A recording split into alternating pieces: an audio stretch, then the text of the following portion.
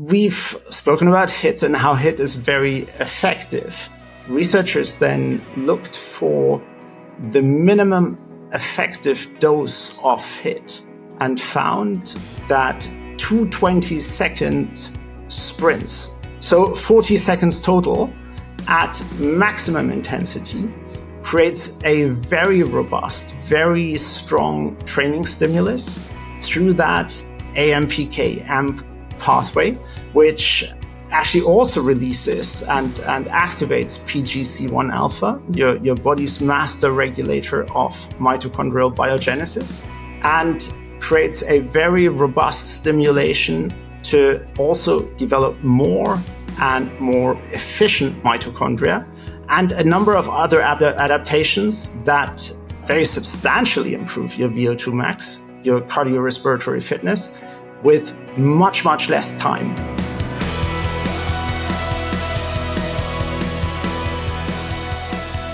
It is a hot topic, I think, amongst many popular exercise, fitness, and health podcasts, this idea of what is often called zone 2 training. Zone 2 training. It's all the rage right now. Everybody talking about zone 2 for fat loss and zone 2 for cardio and zone 2 for longevity. But I've never really done a podcast in which I have addressed zone 2 or even compared and contrasted it to other methods of training, particularly for cardio. I realize that even I often during this podcast am accused of doing zone 2 training on my treadmill while I'm interviewing my guests. Just a quick aside, walking on a treadmill would actually be something more like zone 1. However, we'll address a lot of this on today's show with a guest who was on the podcast several years ago. So it's been a little while. His name is Ulrich Dempfle. He is not only a guy who has a great deal of knowledge in the realm of cardiovascular training, but he's also the CEO and the co-founder of a company called Carol. Carol makes a bicycle, stationary bicycle, that I use for interval training, not for zone 2 training, but for interval training. And Ulrich and I have been exchanging some emails back and forth about this idea of zone 2. He has some interesting ideas, and I thought it would be cool to have him back on the show. So Ulrich, welcome. Thanks so much for having me, Ben. So I know that in our first podcast, Ulrich, we talked a lot about the bicycle that you helped to develop, and I'll certainly link to that in the show notes. And the show notes for everybody listening in are going to be at bengreenfieldlife.com/zone2myth. That's bengreenfieldlife.com/zone2myth, like zone the number 2 myth. So Ulrich, let's jump right in. What exactly is zone 2 training? How do you describe it? Yeah, so zone 2 training is a cardio workout at a slightly lower intensity as we would usually do it. So where you'd still be able to hold a conversation and speak in full sentences, even though uncomfortably. So the intention is that you train at the point where your muscles still use predominantly fat as the fuel to power the exercise rather than carbs, glycogen. And because of the fairly low intensity, zone 2 workouts tend to be longer and have to be longer to create a meaningful training stimulus. And the suggestion is from some of the leading proponents that sessions are or should be 60 to 90 minutes. And the outcome that we're trying to achieve with that would be increased mitochondrial density and increased mitochondrial efficiency, so that over time you can increase the intensity at which you can exercise while still using mainly fat and increase your capacity to clear lactate. And that becomes really important for athletes to race harder for longer. Yeah, I think that's a pretty fair description. It's kind of funny. Back when I was studying exercise physiology, we didn't really use the term, zone 1, zone 2, zone 3, zone 4, zone 5. And in some cases, depending on what zone training system you're looking at, not to make things too complex, zone 6. Typically, we would look at what's called ventilatory threshold, meaning you'd have like the first ventilatory threshold where lactic acid starts to accumulate. You just noted that that also might be in zone 2, where you can be moving, but conversation is beginning to become uncomfortable as lactic acid just starts to accumulate. And then you have a second point, we call it ventilatory threshold 2 or VT2, and that is often synonymized, if I can kick out that word, with zone 4, where lactic acid is beginning to accumulate or is accumulating at a much faster rate than it can be buffered. And that's where we really get into the burn. In what you've seen in terms of looking at zone 2, Ulrich, have you come across the idea of zone 2 defined as like a percentage of your maximum heart rate or percentage of VO2 max? Yes. So there's several prescriptions as to the intensity you should train at, either linked to your maximum heart rate. So can be some, and it really depends on the system you train with. Some people say from 65 up to 75, 80% of your maximum heart rate to hit that zone 2 threshold. And the more precise ways to find that threshold would be either through gas exchange analysis or really through blood lactate testing to find that point where you predominantly metabolize fat and not yet switch to carb and glycogen metabolism in your muscles. Yeah. The lactate test is actually something I used to do quite a bit when I was training for triathlon and coaching people for triathlon. We'd have a little blood lactate meter. I wish they'd make like a CGM, for lactate, a CLM, I suppose it would be called. I don't think it exists. But basically, people do an exercise session. They ramp up at increasing intensities during that exercise session. You typically, from resting lactic acid values, see a slight bump in lactic acid. Typically it'll approach about around 2 millimole or so in terms of the units that are being used.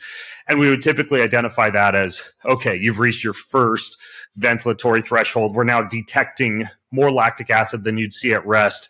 And that might sometimes be called the onset of zone 2. And then if you look at someone who maybe doesn't have access to a blood lactate meter, maybe they're not as obsessed with exercise as a physiologist, the question becomes, well, could you just approximate that based on a percentage? And you alluded to that, Ulrich. And I think back when I was doing exercise phys classes, it was generally like 60 to 70% of your maximum heart rate. And your maximum heart rate, if you don't know it, could be somewhat approximated by subtracting your age from the number 220. So like I'm 43, so my age approximated maximum heart rate might be around 177. And so then if I take 60 to 70%, or let's say 65% of 177, that gives me my approximate zone 2. And then you alluded to the idea of fat versus carbs.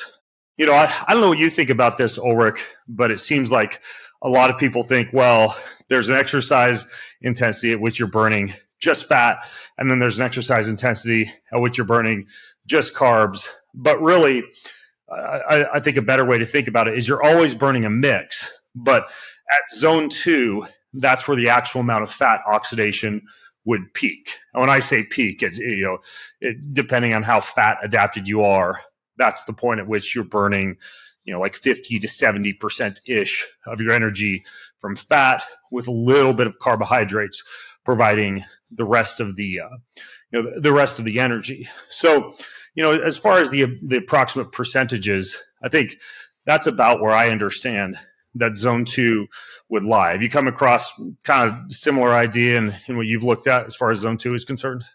Yes. And this is one of the first issues with zone 2, that it is actually not a clearly defined term, and everybody talks about the same thing when they talk about zone 2. In fact, if you did a keyword search on PubMed for Zone 2 training, you would find hardly any matches because it's not a defined term and it's not something that scientists study when they do trials and investigations in their labs. And so because it's really a popular concept, you'll find quite large variations in definitions. So you said 65 to 70 or 60 to 70, then medium 65. Others give quite different recommendations. So another approximation would be 180 minus H. And then adding up to 10 if you're fit and well trained, and deducting up to 10 if you're not that well trained. So there's a broad range of different definitions, and that makes it harder to really discuss it and to back it up with scientific evidence. And we see that that leads to recommendations being put out that actually have quite little scientific evidence, and serious scientists, and we work with some of the leading researchers in that field, just stay out of the debate because it's not a concept that matches their research. So they would research like lactic threshold or ventilatory threshold 1, as you said, lactic threshold, ventilatory threshold 2, VO2 max level performance, all out performance. Those are like clearly defined things that we have lots of data on. But Zone 2 is unfortunately not something that we have lots of data on, and therefore the recommendations are less clear, and there's less rigorous debate around this. Yeah, I agree. I wish that that folks could be a little bit less loosey-goosey with what Zone 2 is and simply say, hey, you're at ventilatory threshold 1 or maybe slightly above it, and once you've gotten close to ventilatory threshold 2, you're going to be out of it. And that would simplify the concept for a lot of people. But for, the general lay person listening in, Zone 2, you're out on a walk, you start to walk faster, it gets harder to talk, you're pretty much about in Zone 2. And then you start sprinting, things start to burn, you really feel the lactic acid accumulating, maybe we even get that metallic or bloody, as gross as it is to think about, taste in your mouth. You're pushing more towards Zone 4 plus at that point. Now, you also mentioned, Ulrich, the amount of time that Zone 2 is generally considered to fall into in terms of how long one would be exercising. I think you said like a typical session is 60 to 90 minutes. So that's the recommendation. So if you listen to what some of the leading proponents of Zone 2 training put out, it's suggested one should do 60 to 90 minutes, 3 to 5 times per week, which is a phenomenal amount of time. And you have to view that really in the context of most of Americans, 95% of Americans struggle to exercise, and the number one reason being lack of time. So having a recommendation for such enormous amounts of exercise volume at low intensity and making that the top priority for like the cardio component of your workout program seems for us slightly hard to understand. And in fact, we actually take some issue with that. We think it's the wrong recommendation for the majority of people. Yeah, I actually talked about this a little bit in my book, the first book I ever wrote on endurance. It was called Beyond Training. And I discussed how there's two different ways to increase mitochondrial biogenesis. One is via a pathway called PGC1 alpha, and that indeed involves like 60 to 90 minute sessions. You could make a case from some newer research that you'll see a little bit at like 30 to 45 minutes, but generally 60 to 90 minutes. And then there's another way to increase mitochondrial biogenesis via a different pathway. I believe off the top of my head, it's called, I wrote the book, so I should know, the AMP-K pathway. Yes. And am I right? Am I remembering that correctly? Yes, absolutely. Yeah. Absolutely. Okay, so the AMP-K pathway, and that's kind of like the cheat code way to do things, albeit possibly higher risk of injury if your joints aren't ready for it, even though I think a bicycle is a safe way to do it. And there's also a little bit more of a pain cave aspect, right? You have to be willing to say, okay, I'm going to hack time, but it also means I'm going to go to the pain cave. But that's a different way to increase mitochondrial biogenesis. So kind of like two different ways to do it. But I think that one of the things that's interesting, I'd love to hear your take on this, is you see people saying, well, a lot of the world's top endurance athletes, they actually do a lot of training in zone 2 and even use a so-called polarized training approach, right? Like 80% of the training in zone 2 and then 20% at very, very high intensities and not a lot of time spent in the middle, in the so-called, like the gray training zone or the waste of time training zone. What do you think about that concept that a lot of endurance athletes, like professional endurance athletes, use a high amount of zone 2 training? First, it's a proven concept for professional athletes, for really elite athletes. That works really well. Now, but you have to ask, why do they do that this way? And there are some really, simple explanations. One of them is you simply cannot do more than 5 to 7 hours at really high intensity each week. So if you train 25, 35 hours per week, which those professional athletes do, then their maximum at high intensity is 5 to 7 hours. And once those 5 to 7 hours are scheduled in for the week, they fill up the rest of the available time with low intensity work. And that just works out at an 80-20 approach. But so in discussions with some of the top researchers in the field, it's very clear that just because that works for a professional person that trains 30, 35 hours per week, it's not at all clear that that should be an optimal approach for a regular person who trains maybe a couple of hours or even less per week. And that's something that has literally trickled down from the leading Tour de France teams into the mainstream. You took the words out of my mouth, by the way. I was going to say the trickle-down effect, like similar to what you see in bodybuilding, right? Like people are like, well, to build muscle, you got to do, buys, tries on Monday or chest on Tuesday, shoulders on Wednesday, maybe legs and core on Thursday. And what people don't tell you is that most of the bodybuilders gaining significant amounts of muscle using that approach are spending 2+ hours per day in the gym to adequately exhaust each of those muscle groups, which works if you're a gym junkie and that's your happy place, but most people don't have that amount of time at their disposal. And you were just saying you see this trickle-down effect from, say, like Tour de France cycling, where people see these massively successful endurance athletes doing that amount of zone 2 training. But that doesn't mean that unless you're a professional athlete, that approach is correct for the general population. One thing I should note, Ulrich, I'd love to hear your thoughts on this, is I think one of the reasons a lot of successful endurance athletes have so much time in the bike saddle or on their feet running, so to speak, at zone 2 is because they're racing for very long periods of time.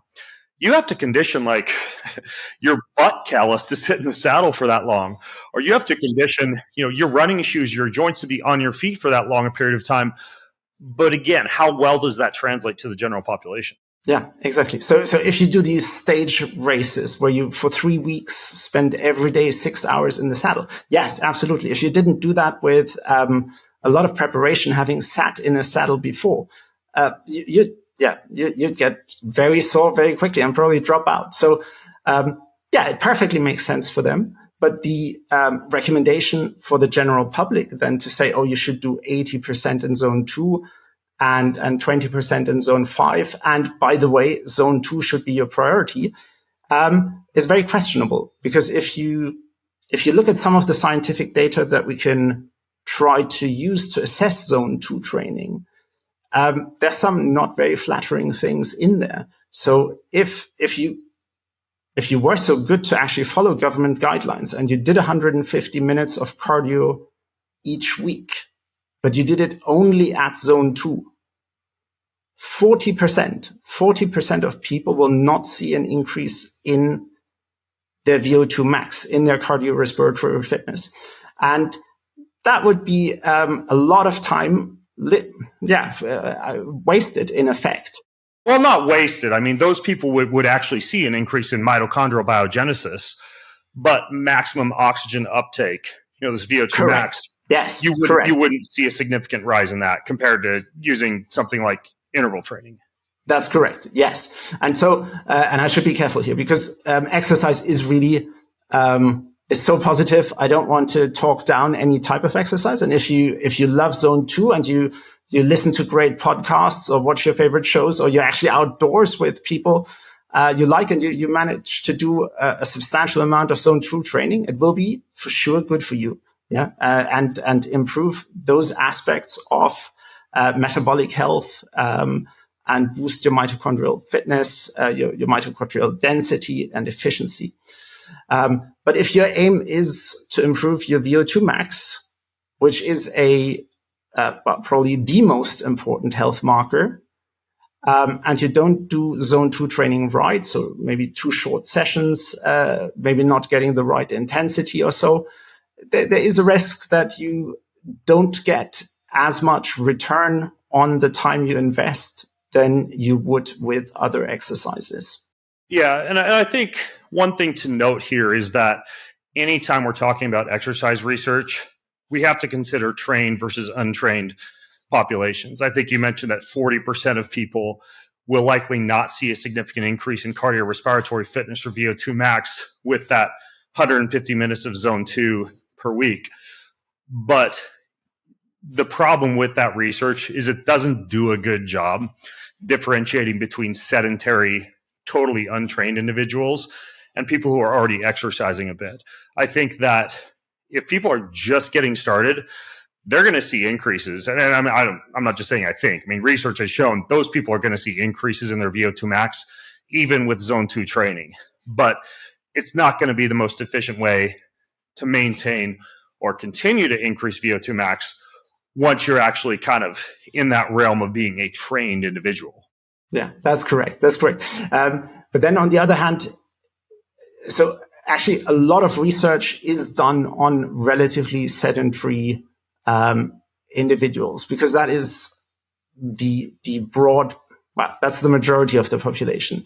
There's actually relatively few people who are in great shape, and the research on athletes. So you have basically some research done on athletes, really highly trained, a lot of research done on your average Joe, and I guess less on, moderately well-trained athletes, not pro athletes, because it's just a smaller group and maybe of less scientific interest, I guess.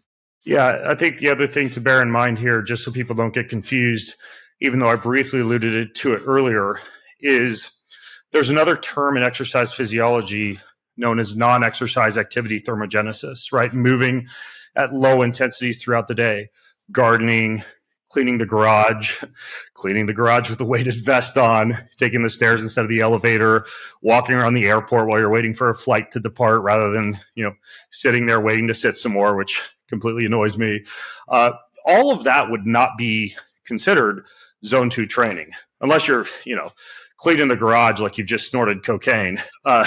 For the most part, I don't even classify any of the things that we're talking about when it comes to zone 2 training as fitting into that category. Even me, like I mentioned earlier, walking on a treadmill while I'm talking to you, this is an easy conversational pace for me, obviously. It's not something I would be considering, a way to increase mitochondrial biogenesis or VO2 max. But I will say that moving at these low intensities during the day, I think the biggest value for that approach, that NEAT approach, is number one, you control blood glucose very effectively. So you have lower amounts of glycemic variability. And number two is you just burn some extra calories, right? So I think moving at these low intensities during the day, versus traditional zone 2 training, those need to be chunked into different categories. Absolutely. No, that's right. Those are different things. And zone 2 is substantially higher than I think sometimes is suggested. So what sounds as low intensity and, oh, you can still talk. Once you do that for 60 to 90 minutes, that is actually quite hard. So you will definitely sweat. Probably your butt will hurt if you're on a bike. And if you go for a run, your ankles and feet might hurt. So zone 2 training, if done as proposed, even though it's relatively low intensity, becomes also quite strenuous. Yeah. This is, I think, back to the calorie burning piece, what does confuse a lot of people. Because many of the people that we're talking to right now, Ulrich, they're not training for an Ironman per se, or wanting to, break a 3-hour marathon. Many of them are concerned about body composition, fat loss, etc. Now, you and I already both said this, that you see higher amounts of fat oxidation when training at zone 2. And as you get harder and harder with your training, you shift more and more towards carbohydrate utilization. Why is it that zone 2 is so often hyped as something that is the most effective way to improve body composition or burn fat? And what are your thoughts on that approach? Why is it hyped that way? I don't actually know. I guess if you talk about it's the exercise where you burn most fat to fuel the exercise, the immediate conclusion, well, it must be great for fat loss because it burns fat. But that's just not the case. It's as effective or as ineffective for fat loss as other forms of exercise, because your muscles during the exercise use mainly fat for fuel.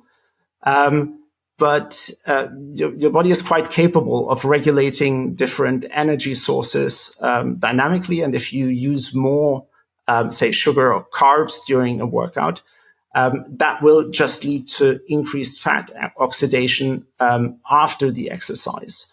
And for weight loss, everybody should be entirely clear that nutrition and your overall energy balance is just much more important. And so while exercise is clearly very helpful, the primary role is really to make you fitter and stronger rather than to help with weight reduction.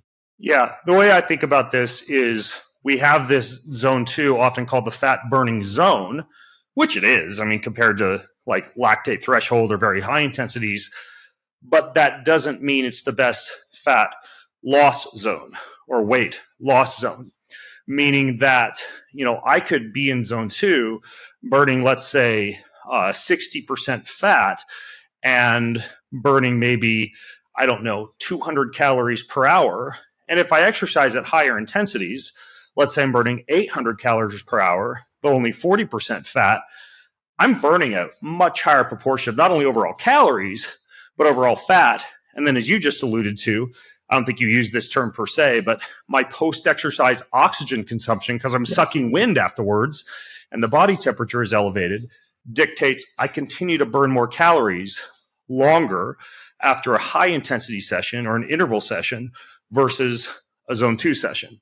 That's kind of the way I think a lot of people kind of incorrectly address this, is they assume I'm in fat burning zone, therefore this is the best way to lose fat. Yeah, absolutely. No, for fat loss and weight loss per se, nutrition is just the 1, 2, and 3. Like it's so important. Where I think exercise can really help. Yes, obviously it increases your calorie consumption and therefore helps with your energy balance. But in terms of improving your metabolic flexibility, improving your insulin sensitivity, your ability to access fat from storage, and therefore being able to also reduce calorie intake and, for example, have longer fasts without starving your brain of energy.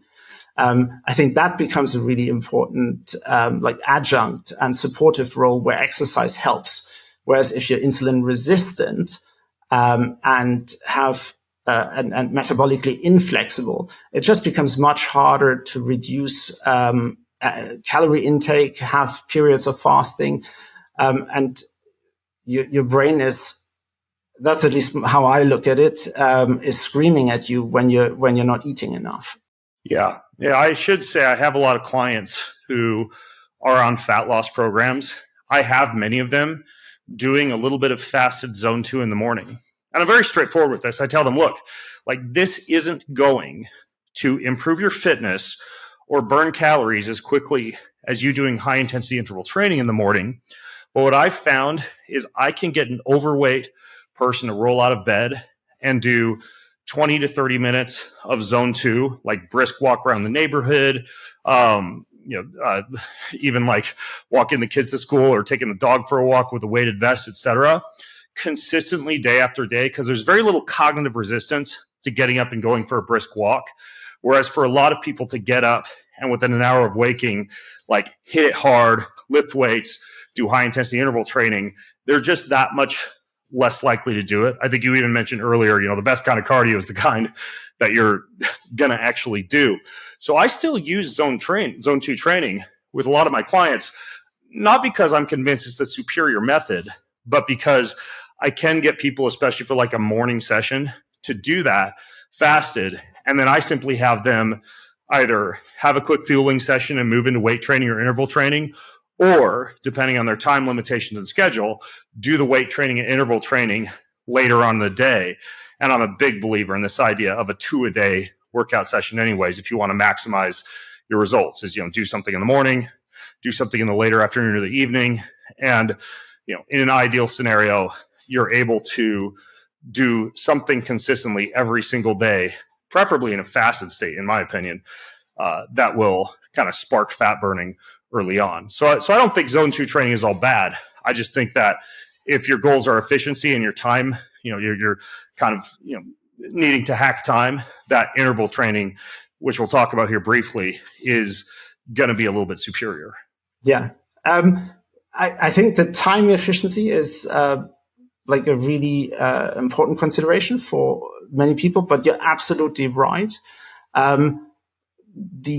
The exercise that you can do consistently is obviously the exercise that's best for you. And then if zone 2 is something you can do, as you said, like in a fasted state, very much preferable to after like a meal or a sugary drink or anything like that. If you want to do it also, it's much better to do it standalone or in the beginning of your session. Yeah. And if you do zone training, then ideally you'd want to hit the right level of intensity and neither go too low or too high, so that you really stay in that maximum fat oxidation window, and then work that long enough. Ideally, 60 minutes or more to get the benefit it offers. Yeah. Although I should note that I think most of the research on zone 2 training, they're looking at cumulative volume per week, not the actual session length. 60 to 90 minutes. I don't know how that has become so popular, but really it's looking at the cumulative session per week or the cumulative volume per week. But it's difficult to get enough zone 2 training volume in unless you actually are doing 60 to 90 minute sessions. One thing I'm curious about, though, that we haven't touched on yet with zone 2, Ulrich, is women versus men, right? Because women have more type 1 muscle fibers. They tend to oxidize more fat at submaximal intensities. They're not just, men who smell nicer than men. Women have completely different physiologies. And I'm just curious if there's anything you found in the type of approach with a woman versus a man when it comes to zone 2 intensities. You're absolutely right in pointing that out. And I think what this leads to is, again, it shifts the priority of zone 2 further to the back. So women have more slow twitch fibers, have greater mitochondrial density, at kind of on average than men, and have greater metabolic flexibility. So therefore, the targets you're trying to achieve with zone 2 training are maybe slightly lower priority for women than for men. And then if you consider other factors affecting like perimenopausal women, where it does become fairly like harder to build and retain muscle mass, and where long endurance exercise can actually have a catabolic effect. The priority and what you should do in your program, whether zone 2 should be the base and the first, is very, very questionable. So we think some high intensity interval training would be actually much more beneficial and more important. And then there's a lot of other things around resistance and strength training, maybe also mobility and flexibility training, that would deserve a higher spot in your priority list of what you want to do. And of course, the big zone 2 advocates say, well, you just have to do it all. Yeah, you have to do zone 2, you have to do HIIT, you have to do resistance, mobility, flexibility, and so on, sleep enough. But that's, for most people, not a very realistic approach. And so if you have to prioritize, then zone 2 would just not be the first thing. Like, yes, if you have many, many hours per week, then it's a good addition. But if you're limited in what you can do, then there's other things that will give you just a much higher return for the time you invest. Yeah. You mentioned it's not realistic. And again, we have to differentiate. I think about it like this. A lot of people think that zone 1 is zone 2. I am a huge fan, like I mentioned earlier, of zone 1 training spread all throughout the day. If you want to call it training, I just call it movement. And then high intensity interval training and weightlifting for the actual fitness sessions. So don't consider the fact that Ulrich just said, well, zone 2 training, along with all the other stuff, is not doable if you're not defining zone 2 training as actual ventilatory threshold 1, right? The part where it's getting difficult to talk, carry on a conversation, you're obviously exercising, etc. That is not as compatible with trying to also do weightlifting and interval training as doing zone 1 and doing the interval training and resistance training. So make sure that if you're listening, you have your definitions set up properly when it comes to what is zone 2 and what is zone 1. It's very similar to the idea that a lot of people, I don't think, even definitionally have interval training set up properly in their minds. I see a lot of people doing, let's say, a classic Tabata set, right? 20 seconds hard, 10 seconds easy. And their 20 seconds hard appear to be like 75% intensity when they're actually supposed to be like, pardon the expression, balls to the wall, lactic acid bleeding out your eyeballs and ear holes to actually get the benefits of that Tabata set. So a lot of people think that zone 2 is zone 1. And a lot of people also don't push hard enough when it comes to the actual interval training. Now, the other thing I wanted to note, Ulrich, that you made a point about that, I think if I understand this correctly, is what you're saying is that women are naturally predisposed to do a really good job burning fat. They're probably going to feel even better than a man in terms of what they're naturally inclined towards to be doing zone 2 training. But that doesn't mean that's what they should be doing. It means that they're already really good at that stuff. So they should be focusing on the stuff that they're not as good at, primarily muscle maintenance, muscle building, interval training, and the type of stuff that's going to be more favorable for long-term health, longevity, fitness, et cetera, versus just like sticking to what you're good at because you feel really good doing zone 2 training and your body burns more fat than a man's. You should just do that form of training, right? That's absolutely right. Yeah. Okay. So hopefully people have not been bored to death so far about us taking a deep dive into zone 2 training. We've mentioned interval training a few times. The last time that I interviewed you, you talked about reduced, it's REHIT. What's it stand for again? Reduced exertion, high intensity interval training? High intensity interval training. Yes, exactly. Okay. REHIT. Okay. So get into that. Is that something that you coined? Is it research-based? Like, where'd this idea come from? We've spoken about HIIT and how HIIT is very effective. And it's got a lot of research to show, the effectiveness, but it's very hard to do. You said balls to the wall. So the rate of perceived exertion is very high, and then people find it actually hard to perform and stick to. And so that is an issue with HIIT. And researchers then looked for the minimum effective dose of HIIT and found that 2 20-second sprints. So a short workout with just very casual warm up. Not 220 seconds. No, 20 second sprints. 20 Double second 20 sprints. second sprint. Okay. Exactly. So 40 seconds total at maximum intensity creates a very robust, very strong training stimulus through that AMPK pathway, which actually also releases and activates PGC1 alpha, your body's master regulator of mitochondrial biogenesis, and creates a very robust stimulation to also develop more and more efficient mitochondria, and a number of other adaptations that very substantially improve your VO2 max, your cardiorespiratory fitness, with much, much less time. And because 220-second sprints are so short, even though you go to maximum intensity and you go all out, it becomes actually a fairly doable workout. One that you can do in a fasted state, that you can do in the morning. And yes, two times 20 seconds, the 20 seconds feel, they get quite long, but you always see the light at the end of the tunnel. And especially if time is as it is for most people, is a big barrier, that is just a solution that helps many, many people, or can help many people to achieve their cardio fitness goals. Okay, so walk me through this.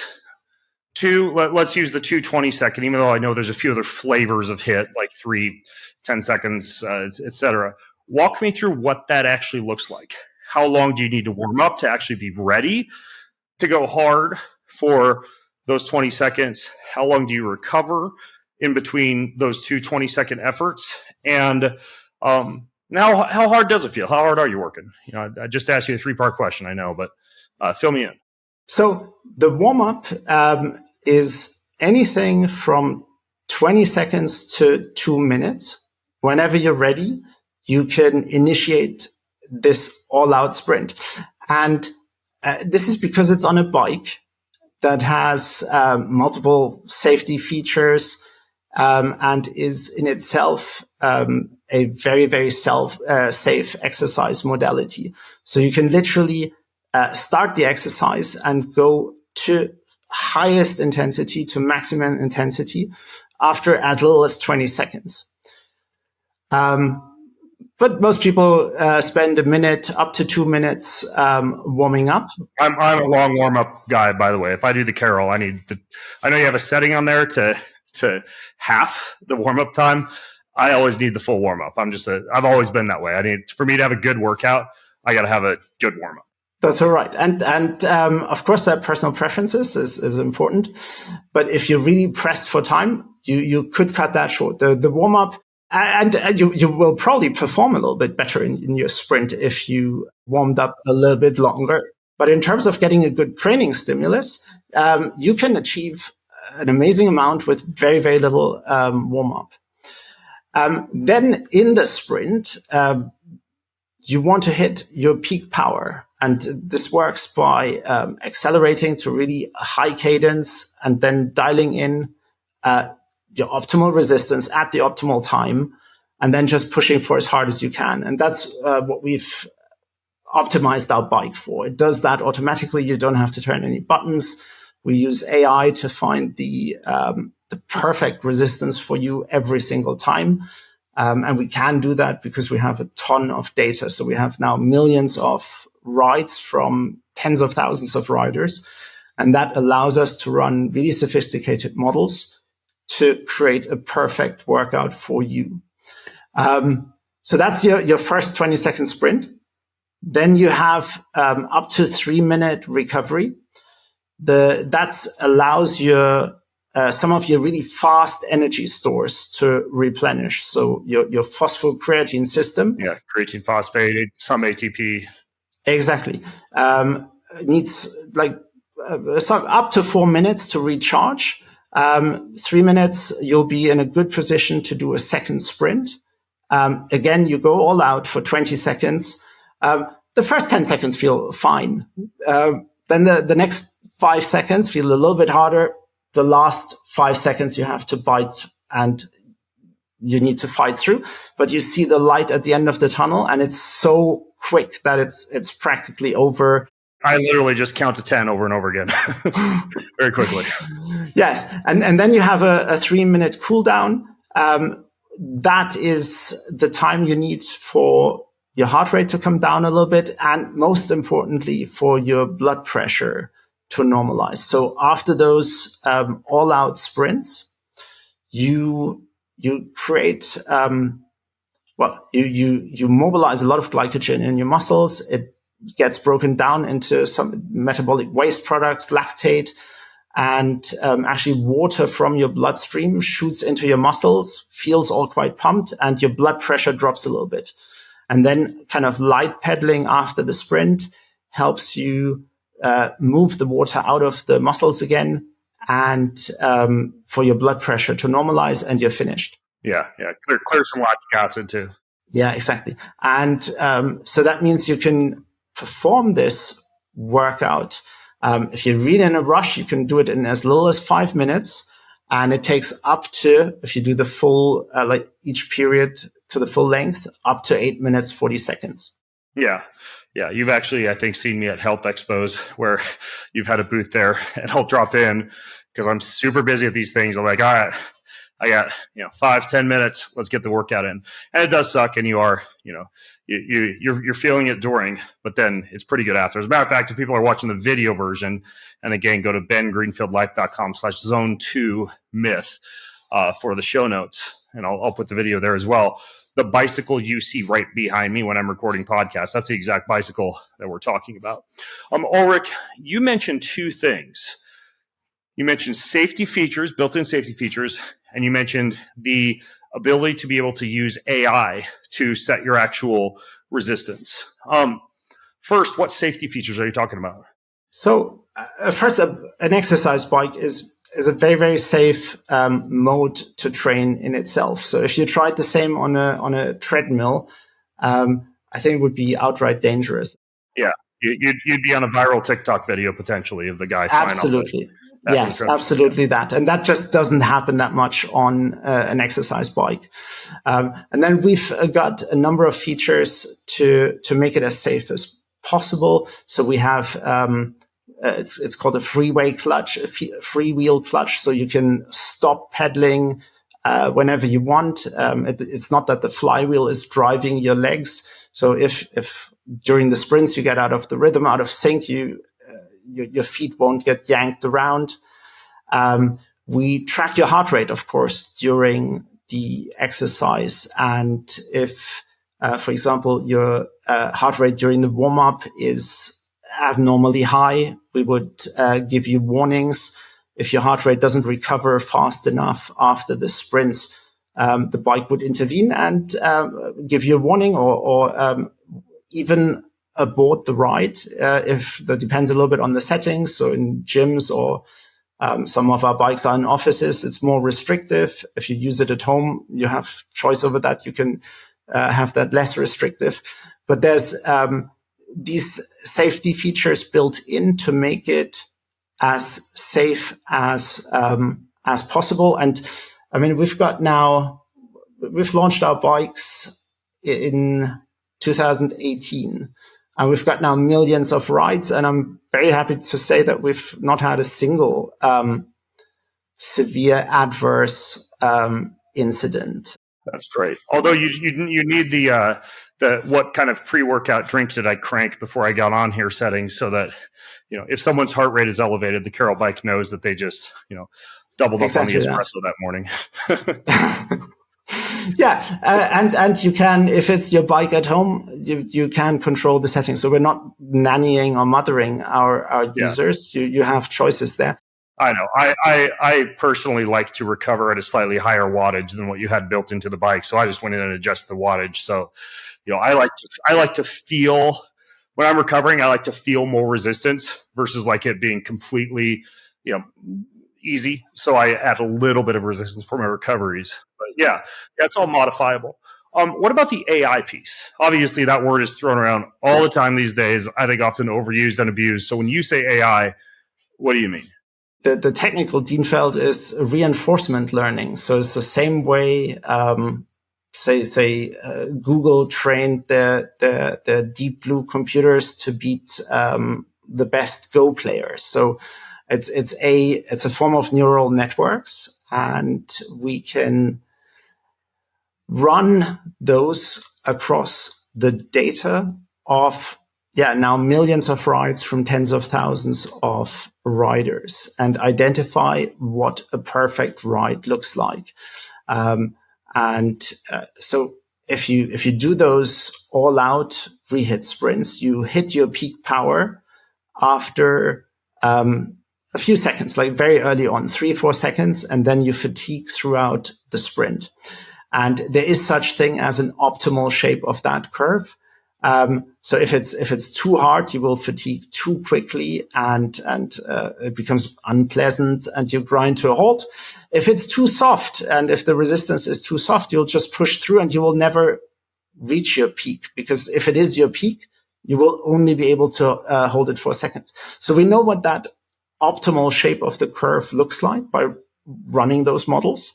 And we don't just know it generically, but we know it for somebody who looks exactly like you. So, and therefore we can tailor workouts for, somebody who's 75 and maybe hasn't done a lot of exercise and just wants to start now. Or somebody who's like a 30-year-old CrossFit athlete at the peak of his fitness. We have the ability then to create a workout that's just optimal for that individual, and also that keeps adjusting as you get fitter and stronger. Or I had a bit of a skiing accident earlier this year, had to take a break from training. I was actually very grateful that my Carol bike dialed back the resistance when I got back on it. Right. It could detect that your peak power was dropping more rapidly during the sprint and adjusted that for future sprints. I think of this very similar to a lot of these variable resistance training, weight training machines now, like the Tonal, the ARX. They will detect if the amount of force or power in some cases that you're producing drops off, and adjust the weight as you go through the set to allow you to maintain good form and or to maintain proper time under tension or exhaustion by the end of the set. So similar concept, but for cardio instead. Correct. Yes, that's exactly it. Okay. Now, bringing this full circle, obviously we've established that REHIT is good. We've looked at some of the pros and the cons of Zone 2 training, but have you actually matched up the two in a comparison or in a trial to see, we could theorize all day long, but are there any studies or research that actually look at, REHIT at very low amounts of time per week, Zone 2 at higher amounts of time per week, which wins out? Yeah, so that has been done.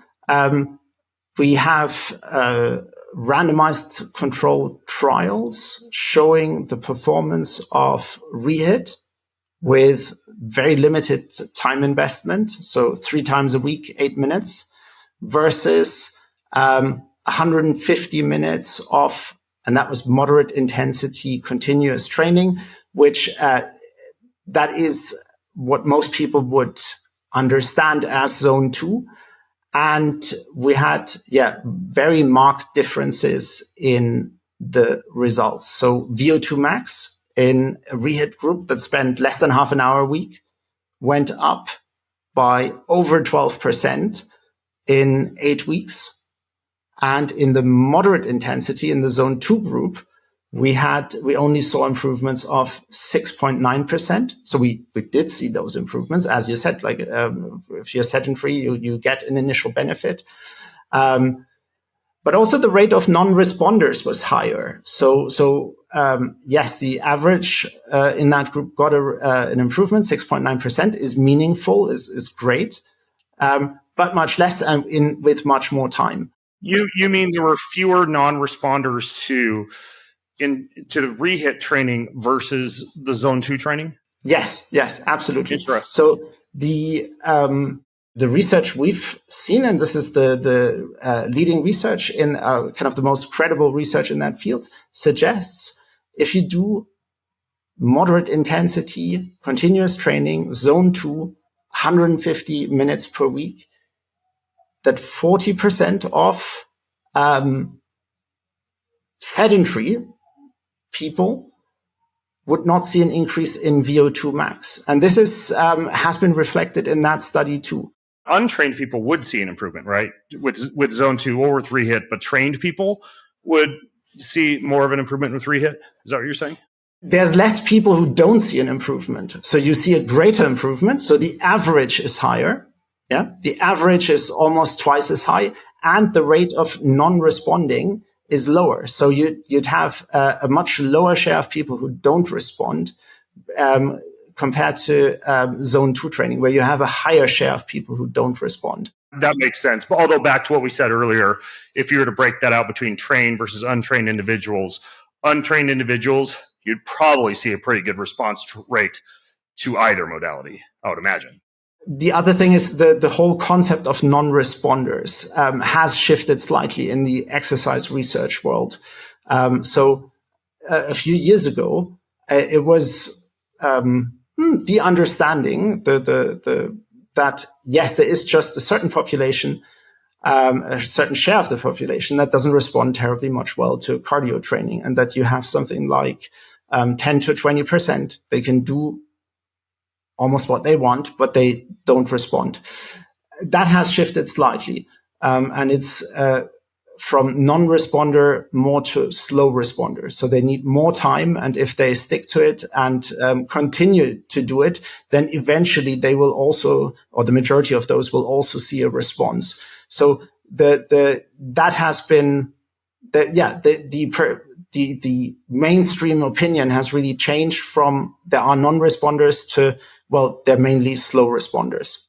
Yeah. And then that improvement in VO2 max. I mean, I know I've actually personally had some people push back and be like, well, the Carol bike's only been around since 2018. How'd they actually study the claims that it adds 2 years of healthy life? It's actually healthy life expectancy, because what you guys did, you said, okay, well, we see a 10% improvement in VO2 max. We know that approximately correlates in exercise science research to 2 additional years of healthy life expectancy. Therefore, if this is what the Carol is doing this quickly, we can approximate that you're increasing, lifespan / health span by approximately 2 years with that increase. That's right. But the research on VO2 max and what its relative importance is for longevity and life expectancy is ultra robust. So there are studies that followed tens of thousands, even hundreds of thousands of participants over long periods of times, and where those endpoints were established, and where we can see that VO2 max is the most important predictor for life expectancy, the strongest correlate for life expectancy. And therefore, if you have an improvement in VO2 max, it's quite reasonable to assume that this will have an effect of what you can expect in terms of life, in terms of your lifespan. Yeah, higher than, say, lactic acid tolerance. I wouldn't say higher than mitochondrial health, but VO2 max can be ascertained within 20 minutes in an exercise physiology lab. Assessing mitochondrial health is still a little bit loosey-goosey. I recently interviewed the folks from a testing company called MeScreen. They've got a decent test for mitochondrial efficiency and mitochondrial health, but I think you can say, and I'm not sure if you agree with this, Ulrich, that if you're seeing VO2 max improvements, you are very likely seeing increases in mitochondrial biogenesis and efficiency without necessarily having to do a fancy blood test to assess mitochondrial efficiency or health.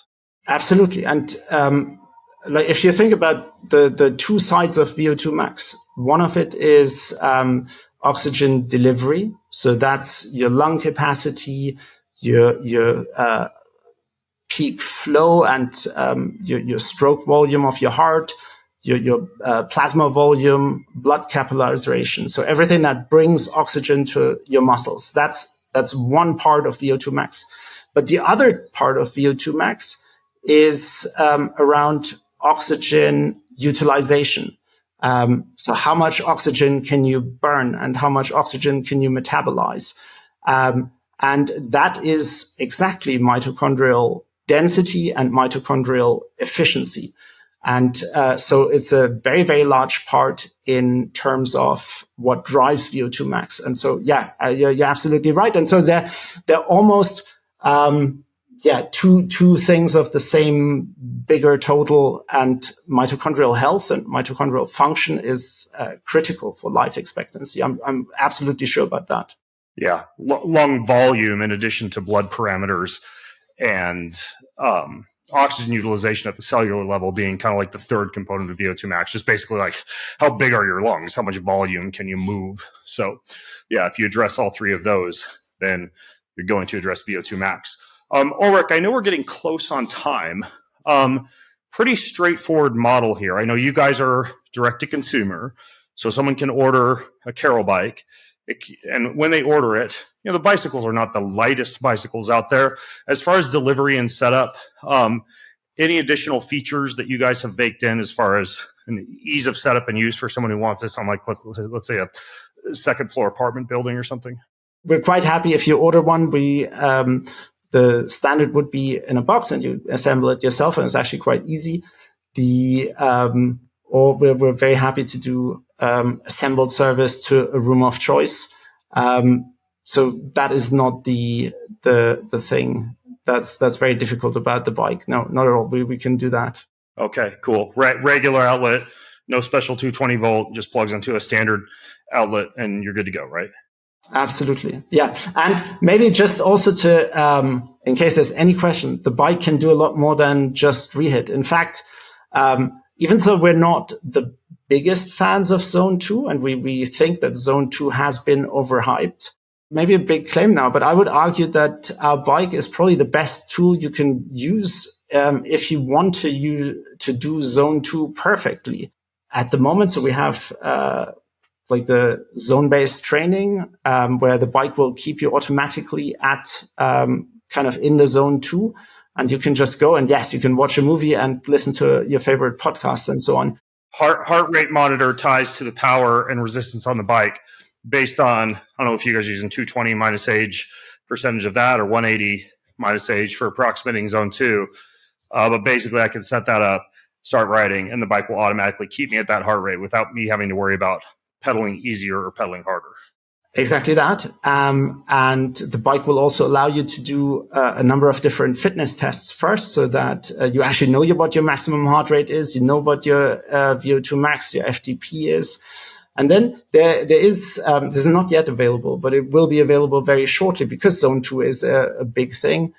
A feature to lead you very precisely to exactly your Zone 2 threshold based on heart rate variability. So this is quite cool new research that has come out that you can use not just heart rate or heart rate variability, but you can use the complexity of your heart rate variability. So this is another higher order to quite reliably find where your lactate threshold, where your VT1 is. Oh, that's interesting. You mean you're using heart rate variability as a correlate to predict lactate threshold? The complexity of the heart rate variability. This is one step further. So you have heart rate, you have heart rate variability, and then you have the complexity of heart rate variability. And you can analyze that. It's called fractal analysis, and you have a metric detrended fractal analysis that you can use to very reliably find the point where your lactate threshold is. And if you think about other ways to measure that, you would need either a prick test and draw some blood. That's not very practical. You can use gas analysis when you have a device like PNOE or COSMET or so to look at your respiratory exchange rate. But this is all not very practical for everyday use. And using heart rate variability to find that threshold is very possible if you have the right analytics built in and have the right heart rate sensor, heart rate monitor that tracks that's capable of tracking that and comes as a standard with each of our bikes. And therefore, I'm quite convinced that Carol Bike, as ironic as it might seem, is actually the most powerful tool to do zone 2 training right if that's what you're into. Well, I'm not a fan of spending 90 minutes on a bike, but that's super interesting about the test for VO2, functional threshold power, and lactic analysis. I assume I have no Wi-Fi at my home, so whenever I want to kind of update my Carol, I just tether it to my phone. I'm assuming that would just be something that will roll out as a software update once it's ready. Yes, absolutely. So the analytics are largely completed, and so we're looking probably the next 2-3 months that will be a software update to make that available to all our members. That's incredible. All right, you got to remember to email me if yeah, absolutely. I want to be the first to try. Well, cool. This is fantastic. I know we're about out of time, but again, if folks go to bengreenfieldlife.com/zone2myth, I know we have some kind of a discount code or something for Carol. I'll make sure I put it in there. I'll link to my previous episode with Ulrich as well, and also anything else related that I've podcasted about when it comes to cardio and zone 2. So, Ulrich, thank you so much, man. This has been incredible and yet another fascinating discussion. Thank you. All right, folks. Well, if you don't want to build up a butt callus on the bike, you've now learned how to avoid doing that. And until next time, I'm Ben Greenfield, along with Ulrich Dempfle from Carol Bike, signing out. Again, the URL is bengreenfieldlife.com/zone2myth. Do you want free access to comprehensive show notes, my weekly roundup newsletter, cutting edge research and articles, top recommendations from me for everything that you need to hack your life, and a whole lot more? Check out bengreenfieldlife.com. It's all there. bengreenfieldlife.com. See you over there. Most of you who listen don't subscribe, like, or rate this show. If you're one of those people who do, then huge thank you. But here's why it's important to subscribe, like, and or rate this show. If you do that, that means we get more eyeballs, we get higher rankings, and the bigger the Ben Greenfield Life show gets, the bigger and better the guests get, and the better the content I'm able to deliver to you.